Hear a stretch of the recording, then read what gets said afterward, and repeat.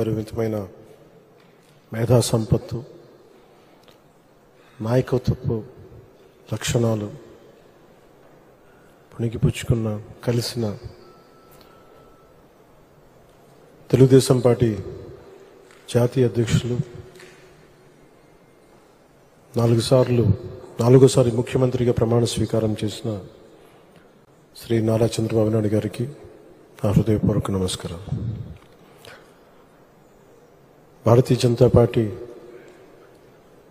అధ్యక్షురాలుగా చాలా సమర్థవంతంగా అలయన్స్ని ముందుకు తీసుకెళ్ళి విజయానికి కీలక పాత్ర వహించిన శ్రీమతి మేడం పురంధేశ్వరి గారికి, తెలుగుదేశం అధ్యక్షులు, రాష్ట్ర అధ్యక్షులు శ్రీ పల్లా శ్రీనివాస్, అత్యధిక మెజారిటీతో గెలిచిన శ్రీ పల్లా శ్రీనివాస్ గారికి నా హృదయపూర్వక నమస్కారం. అందరూ చెప్పేవాళ్ళు స్టేట్లో ఎక్కువ మెజారిటీ నీకు వస్తుంటే నేను వినేవాడిని, కానీ నాకు అర్థమైంది అంటే అది గెలుపు ఆయన వల్ల సాధ్యం. అందుకే మనస్ఫూర్తిగా ఆయనకి నా కంగ్రాచులేషన్స్ చెప్తాను. గెలుపు మెజారిటీ ఎవరిదని కాదు, కానీ సరైన వ్యక్తికి సరైన గెలుపు వచ్చినప్పుడు అది ఎంత ఆనందంగా ఉంటుందో నాకు పల్లా శ్రీనివాస్ గారిని చూస్తే అనిపిస్తుంది. ఆయన గెలుపు నాకు నిజంగా చాలా ఆనందాన్ని ఇచ్చింది, అంత భారీ మెజారిటీ. ఈ 100 రోజులు పూర్తి చేసుకున్నామంటే ఇది మేము సరిగ్గా మీరు నన్ను చంద్రబాబు గారిని, గౌరవ ముఖ్యమంత్రి చంద్రబాబు గారిని ఆ రోజున ఆయన ప్రతిపక్ష నాయకులుగా ఉన్నప్పుడు ఆయన్ని ఇబ్బంది పెట్టి రాజమండ్రిలో పెట్టినప్పుడు, ఇక్కడ మన విజయవాడలో ఉన్నప్పుడు ఆయనకి మద్దతుగా నేను వస్తే ఆ రోజున నన్ను ఆపితే నేను ఆ రోజున ఒకటే మాట చెప్పాను అందరికీ, అప్పుడున్న అధికారులందరికీ, సరిగ్గా మీకు 6 నెలల్లో ప్రభుత్వం మారిపోతుంది, మీరు వెయిట్ చేయండి. అది అహంకారంతో గర్వంతో చెప్పలేదు, చాలా విసిగిపోయాం. మన విజయం ఇదే కూతవేట దూరంలోని ఇప్పటం గ్రామంలో జనసేన సభ పెట్టి వైసీపీ వ్యతిరేక ఓటుని చీలనివ్వం అని ఒక ప్రతిపాదన చేసినప్పుడు దాని వెనక తెలివితేటలు కానీ వ్యూహాలు కానీ ఏమి లేవు. ఒకటే ఒక లక్షణం ఏంటంటే లోపల గుండెల్లో రాష్ట్రం బాగుండాలి, విభజన దగ్గర నుంచి నలిగిపోతా వచ్చాం, బాగుండాలని ఒక్క బలీయమైన కోరిక తప్ప ఇంకేం లేదు దాని వెనక. కానీ అది సాధించడానికి ఎన్ని అవరోధాలు ఎదుర్కొన్నాం, అసలు జరుగుద్దా లేదా, ఒప్పించగలమా లేదా, ఎన్ని పడి పడి పడి కింద పడి మీద పడి ఈ రోజున ఇక్కడ గెలిచిన గౌరవ సభ్యులందరూ ఎంపీలు కానీ ఎమ్మెల్యేలు కానీ అద్భుతమైన మెజారిటీతో గెలిచారంటే వైసీపీ వ్యతిరేక ఓటును చీలనివ్వకూడదని ఒక్క ఆకాంక్ష, ఒక్క బలమైన నమ్మకం, చంద్రబాబు గారి నాయకత్వం, సమర్థత, ఈ దేశాన్ని 3వసారి ప్రధానమంత్రిగా పగ్గాలు చేపట్టి ముందుకు తీసుకెళ్తున్న నరేంద్ర మోదీ గారి నాయకత్వాన, పురంధేశ్వరి ఆయన దిశానిర్దేశంతో, పురంధేశ్వరి గారి నాయకత్వంతో, తెలుగుదేశం నాయకులని చాలాసార్లు చెప్పాను, వాళ్ళందరి సమిష్టి కృషితోటి ఒక అద్భుతమైన విజయాన్ని సాధించాం. నాకు చాలాసార్లు అనిపించేది, ప్రతిసారి ఏం చెప్పాను, రోడ్ల మీదకి వెళ్తున్నప్పుడు మీరు గెలవరండి, ఇప్పుడున్న వైసీపీ గెలుస్తుంది, మీరు గెలవరు. ప్రతిరోజు బయట వాళ్ళు ఎవరు చెప్పేవాళ్ళు, మనతో పాటు పక్కన ఉండేవాళ్ళు చెప్పేవాళ్ళు మాట.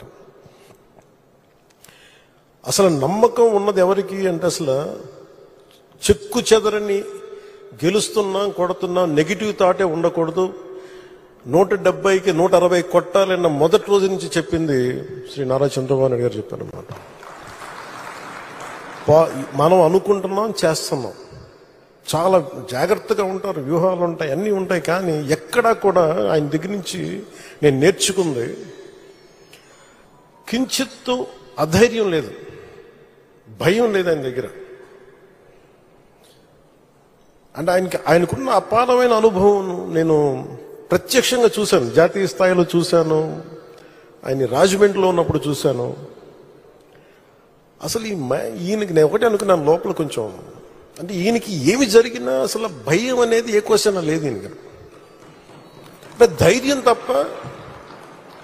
నాకు చాలా చాలా ఆనందం వేసింది. అంటే ఒక వ్యక్తి ఎన్ని ఒడిదుడుకులు ఎదుర్కొన్నా, నిస్సత్తువతో అయిపోయినా, కుటుంబ సభ్యుల్ని కించపరిచినా, ఎన్ని రకాలుగా ఆయన్ని అవమానాలకు గురి చేసినా, క్యాబినెట్లో తీసుకున్న నిర్ణయాలకి ఆయన్ని బలి చేసి ఆయన లోపల పెట్టి, ఎవరో అధికారులు చేసిన దానికి దానిపైన చెలవులు పలువులు కల్పించి ఆయన్ని పెట్టి ఆయన ఇబ్బంది పెడితే, ఆ రోజు నేను కలిసినప్పుడు అనిపించింది అసలు ఆయన గుండెల్లో చెక్కు చెదరలేదు ఆయనకి. ఆయన ఒకటే ఒక మాట అన్నారు, this is way of life, politics ఇది ఇట్లాగే ఉంటుంది, మనం భరిస్తాం ముందుకెళ్ళడం. నాకు అనిపించింది నేను ఆయన అలాంటి వ్యక్తి పక్కన ఉండి అడ్మినిస్ట్రేషన్ ఒకటి నేర్చుకోవడం, కష్ట సమయంలో అసలు ఎలా ఆయన్ని చూసి నేర్చుకోవాలి. ఒడిదుడుకులు, పొలిటికల్ ప్రాసెస్ ఒడిదుడుకులు ఉంటుంది. వ్యక్తిగతమైన దాడుల దగ్గర నుంచి కుటుంబ పరంగా అన్ని రకాలుగా. కానీ అట్లా తట్టుకొని అసలు ఎవరన్నా ఊహించలేం కదా. ఒక 53 రోజులు ఆయన్ని పెట్టి అలా ఉంచితే, నన్ను షూటింగ్లు చేయమంటే నేను చేయలేకపోయావాడిని. తప్పు సంకేతాలు వెళ్ళిపోతాయని నేను డేట్స్ ఇచ్చినా కూడా నేను ఆపేస్తాను ఆ రోజున. ఎందుకంటే ఆయన అంత సఫర్ అవుతా అని ఉంటే నేను బయటికి వెళ్ళి షూటింగ్ చేయడం కూడా నాకు ఇబ్బంది అనిపించేస్తుంది. నా ప్రొడ్యూసర్ చెప్పాను, 2 చేతులు క్షమించమని చెప్పాను ఆ రోజున. తప్పట్లేదు, నాకు రాష్ట్ర ప్రజల కోసం మారాలి ప్రభుత్వం, అందుకని చేస్తాను, దయచేసి మీరు అర్థం చేసుకోండి అని. అంత నేను చేయగలిగానంటే ఆయన తట్టుకున్న విధానం నన్ను కూడా ఎంతో కొంత ఒక చేయూతనిచ్చేలా చేసింది. నా స్వార్థం వల్ల వ్యక్తిగతంగా నేను ఎదిగిపోవాలి, నా కోరికల్లో రాష్ట్రం విభజన జరిగినప్పటి నుంచి ఈ రోజుకి మనం నలిగిపోతా ఉన్నాం. మనకి తెలంగాణలో మనం దాదాపు 3వ వంతున్నాం అభివృద్ధిలో. సంతోషం, మన తోటి తెలుగు రాష్ట్రం ఆనందం. మనం పోటీ పడాలి, ఎదగాలి అంటే అనుభవం, పొలిటికల్ ప్రాసెస్లో అనుభవం ఒకటి చాలా చాలా కీలకమైంది. తెలివితేటలు ఉండొచ్చు, అన్నిటికంటే కూడా అందరినీ సమన్వయపరిచి, అందరినీ ఆకట్టుకోగలిగి, అందరినీ ఒక దారిని పెట్టగలిగి, కొంత మెత్తదనంతో మందలిస్తూ, కొన్నిసార్లు గట్టిగా చెప్తూ, అలాంటి నాయకుడు వెంట ఆయన నాయకత్వంలో మేమందరం పనిచేయటం నాతో సహా చాలా చాలా నాకు ఆనందంగా ఉంది. ఇలాంటి గడ్డు పరిస్థితుల్లో డబ్బు లేదు మనకి. రాగానే ఛార్జ్ తీసుకోగానే ఇవన్నీ ప్రోటోకాల్స్ ఉంటాయి, కానీ లోపల ప్రోటోకాల్స్ దగ్గర డబ్బులు లేవు లోపల. అలాంటిది ఆయన రాగానే ఈ 100 రోజుల్లో ఏమి చేసామని కీలకమని చెప్తే, ఏమైతే చెప్పారో మెగా డిఎస్సిని మేము పెడతాం, భర్తీ చేస్తామంటే 16,437 ఉపాధ్యాయ పోస్టులని భర్తీ చేయడం. చాలాసార్లు పెన్షన్ గురించి మేము మాట్లాడుకుంటా ఉంటే చాలాసార్లు దీంట్లో నేను పెన్షన్ బాగా ఎక్కువ చేద్దామని అనుకుంటే, ఎలా సార్ పాసిబిలిటీ అంటే కష్టంగా ఉంటుంది, కానీ మనం పెంచాలి. ఆయనకున్న ఆకాంక్ష కూడా ఏంటంటే సంపద కొద్ది మంది దగ్గర ఉండిపోకూడదు, అవి తిరుగుబాట్లు వస్తాయి.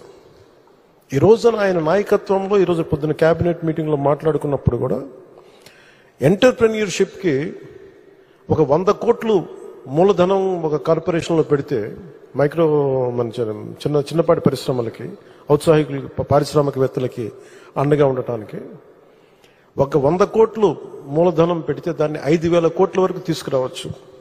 అలాగే 500 కోట్లు పెడితే దాన్ని 20,000 దాకా తీసుకెళ్లొచ్చన్న ఈ రోజు నా ప్రతిపాదన చాలా అద్భుతంగా ఉంది. ఇవన్నీ చెయ్యాలి అంటే ఈ రాష్ట్రాన్ని, ఉమ్మడి రాష్ట్రాన్ని దిశానిర్దేశాన్ని మార్చిన వ్యక్తి. మైక్రో మన ఈ